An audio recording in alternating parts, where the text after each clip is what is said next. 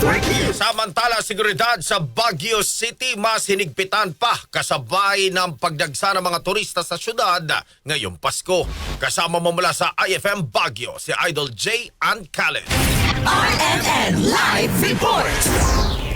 Pinahigpit ng mga otoridad ang mga hakbang sa seguridad sa Baguio City dahil inaasahang dadagsa ang mga tao dulot ng malamig na panahon at ng Kapaskuhan. Inaasahang 3 beses na mas maraming bilang ng mga bisita sa mga susunod na araw. Dahil dito inilagay ng Baguio City Police Office ang lungsod sa heightened alert at dinagdagan ng bilang ng mga pulis na nakadeploy. Ayon kay BCPOA spokesperson na Police Major Marcy Grace Maron, inayos ang schedule ng mga trabaho ng mga kapulisan upang mas marami ang maitalagang magbantay sa iba't ibang lugar. Mahigit 1,000 na tauhan ng BCPO ang itinalaga upang magbantay sa mga lugar na madalas napuntahan ng mga tao tulad ng mga terminal ng transportasyon, simbahan at mga pook pasyalan. Nagsagawa rin ng mga pulisya ng inspeksyon sa mga terminal ng bus upang matiyak ang kaligtasan at kaayusan. Ayon sa mga otoridad, mahigpit nilang ipapatupad ang mga patakaran sa trapiko, kabilang ang number coding scheme at iba pang mga ordinansa. Pinapayuhan ng mga motorista na wala namang sadya sa Central Business District na gumamit ng mga itinalagang bypass road upang mabawasan ng pagsisikip ng